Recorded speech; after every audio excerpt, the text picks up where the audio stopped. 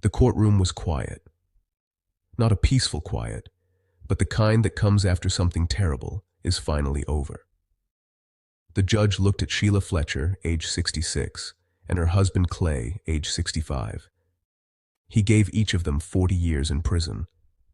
In Louisiana, most manslaughter cases get less time. This was different. Their daughter Lacey had spent 12 years dying on a couch in their living room. Her body had become part of the furniture. 40 years. It was a life sentence for them. It matched the 12 years they had left her to suffer.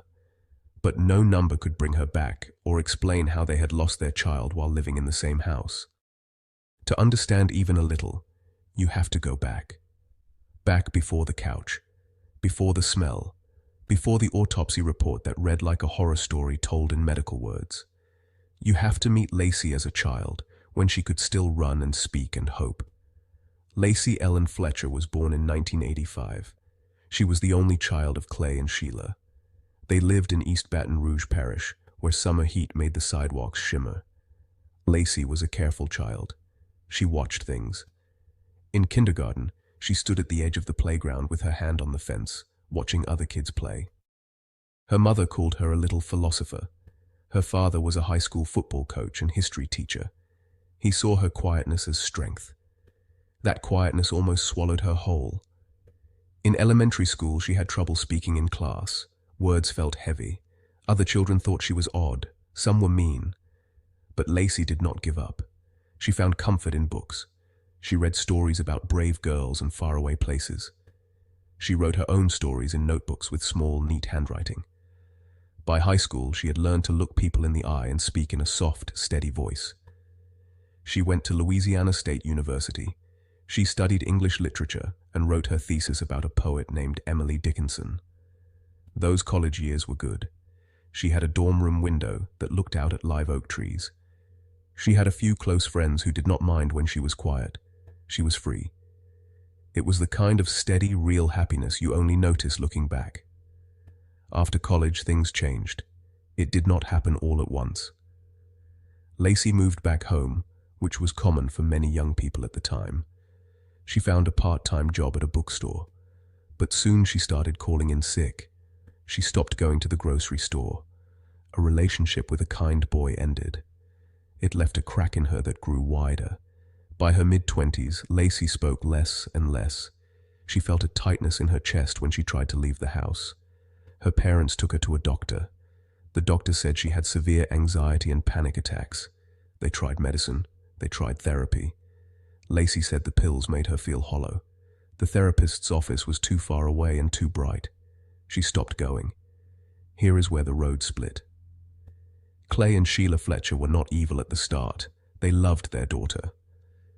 Clay coached young men on Friday nights. Sheila was a small-town alderman who helped make local laws. They brought food to grieving neighbors and kept their lawn perfect. They were good people. But love without hard action can turn into something else. They decided, in tiny steps, that the safest thing was to let Lacey stay inside. First, she stayed in her bedroom. She read books and watched television. She talked with her mother about the news. Then she moved to the living room couch because the walk to her bedroom felt too far. The couch was beige with a flower pattern. It was sturdy and ordinary. Lacey said it felt safe, like a nest. Her parents brought her meals there. When she stopped wanting to bathe, Sheila brought wet wipes and a basin of water. When she stopped changing her clothes, they draped a blanket over her. The curtains stayed closed to keep out the sun and the eyes of any neighbors. The television stayed on, a low hum of game shows and news. Her life shrank to one room. No one marks the day love turns into something colder. The Fletchers kept their routines. Clay went to work, then retired. He spent his days in the yard or at the local diner. Sheila went to town meetings and argued about zoning laws. She shook hands and smiled. When people asked about Lacey, Sheila waved her hand and said, "She's a homebody. You know how young people are with their computers." It was easier than telling the truth. By then, they could no longer see the truth themselves. The mind is good at making excuses. They told themselves Lacey did not want help. They told themselves they were respecting her choices. They stopped trying. Inside the house, Lacey's body was breaking down. Her muscles wasted away because she never moved. Her tendons tightened, pulling her knees to her chest and her hands into claws. She got terrible bed sores from sitting in one spot on a couch that was never cleaned. The sores went deep, all the way to the bone. She lost control of her bladder and bowels. Urine and feces soaked into the couch cushions and dried there. Over months and years, it formed a hard, dark crust under her body. Her parents still brought her food, but the meals got smaller and less frequent. They stopped talking to her. The living room door stayed shut. The stench was locked inside. When it seeped out, they ignored it or sprayed air freshener. Flies came. Maggots hatched in her open wounds. She was too weak to brush them away, and yet she fought. This is the detail that matters most. The autopsy report contained one finding that many people overlooked. Inside Lacey's stomach, mixed with the little food she had eaten, were fibers from the couch cushion. She had been eating the fabric beneath her. Under her fingernails, packed tightly, were more cushion fibers and her own dried waste. She had been clawing, eating, trying to stay alive. She was starving and her body was consuming itself, but she had not given up. She had fought with her fingernails and her teeth for years. She did not choose to die. She tried to live, using the only thing she could reach, the very couch that held her prisoner. The morning of January 3, 2022, was cold. A winter front had pushed through Louisiana, dropping temperatures into the 30s. At 9:42 a.m., the 911 center received a call. The recording is hard to listen to, not because of screaming, but because of the calm. Sheila Fletcher's voice was steady and unhurried. She said, "I think my daughter is dead." The dispatcher asked for details. Clay Fletcher got on the phone.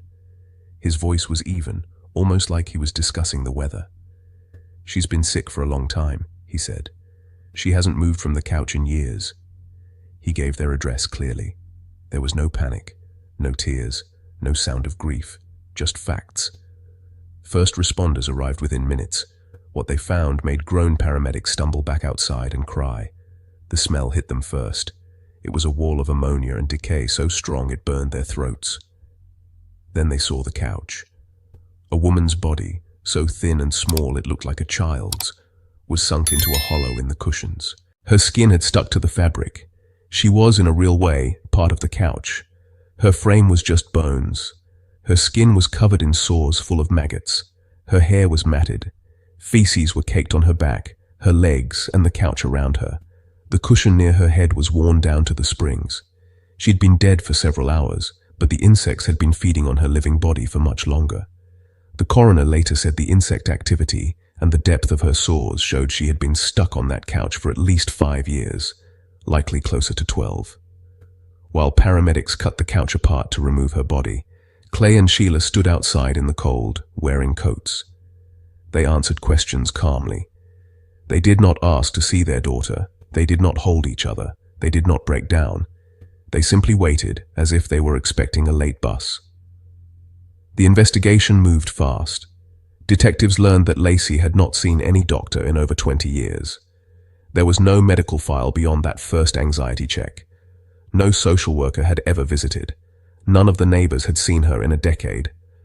A few remembered a pale face in the window long ago, but nobody had asked questions.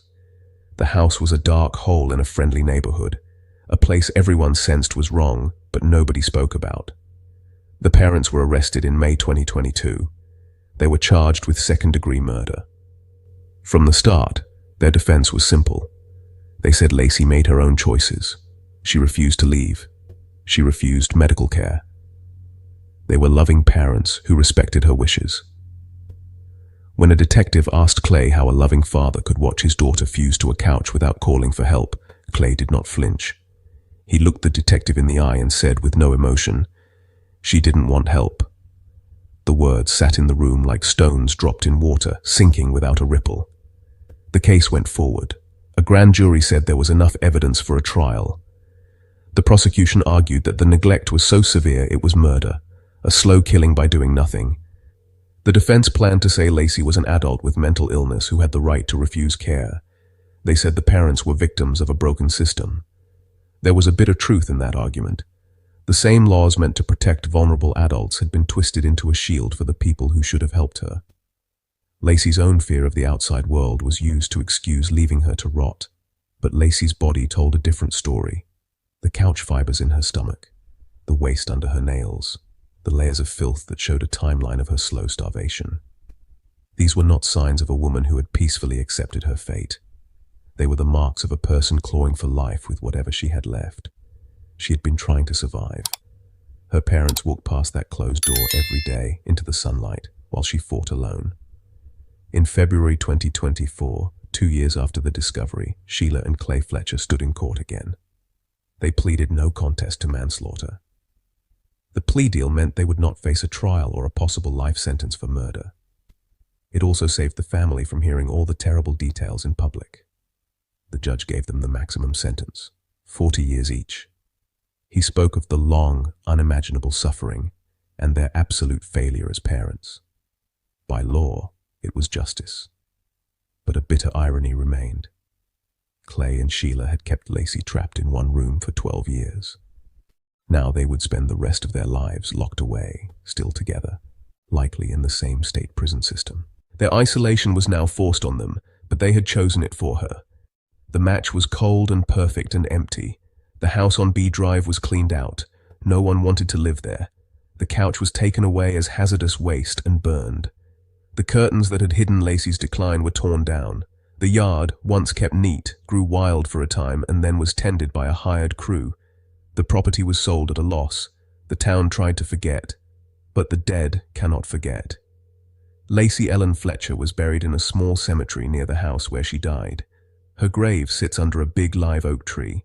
Her gravestone is simple, with her name, the years 1985 and 2022, and a line from the Emily Dickinson poem she once wrote about in college, "I dwell in possibility." Very few people came to the burial. A couple of her old college friends, now middle-aged, stood with pale faces. They remembered a girl who loved sunsets and passed funny notes in class. They had tried to find her years ago, but her family shut them out. They carried a guilt they did not earn. If you believe in such things, she is somewhere now where no door can trap her. A place where she can stand up and run and feel the sun on her face, where the air is clean and the quiet is her own choice. But we are still here, in a world where a woman with a poet's heart spent 12 years being eaten alive on a couch while her parents, steady, ordinary, well-liked parents, chose the easiest path every single day. Clay Fletcher was not a complicated man, and that is not a criticism. He liked order. He liked a neat lawn. He believed in staying the course. That same steadiness, which could have been a good thing, hardened into a refusal to face the ruin of his own child. Sheila was a public servant who helped a whole town, but ignored the person 4 feet away. They were not monsters from a fairy tale. They were normal. That ordinariness is the most frightening part of this story. Lacey's legacy is not the couch. It is not the maggots. It is not the 40-year sentence. Her legacy is her fingernails, the fight they show, the stomach full of couch fibers, the body that refused to quit until it could not go on. She was not a willing ghost. She was a woman who, abandoned by those who should have held her closest, used her last strength to scratch at the thing that trapped her, trying to find one more mouthful, one more breath. That is not weakness. That is the stubborn, heartbreaking will to live that makes us human. At her grave, if you visit on a quiet evening when the Louisiana heat softens and the cicadas start to hum, you might see small gifts. A book of poems, a single rose, a letter in a plastic bag. The letters are from a friend who never forgot. She writes to Lacey about ordinary things she missed, the taste of coffee, the sound of a radio, the way light falls through a clean window. The letters are never opened. They are tucked into the earth, a conversation carried on in the only place Lacey can hear now. And if you stand there long enough, you might feel something. Not a ghost, but a quiet push. A reminder that behind every closed door and pulled curtain, there is a person fighting with whatever tools they have. All they need is someone to turn the knob, to see, to act. Not with perfect wisdom, but with messy, stubborn, inconvenient love. The kind that never walks away.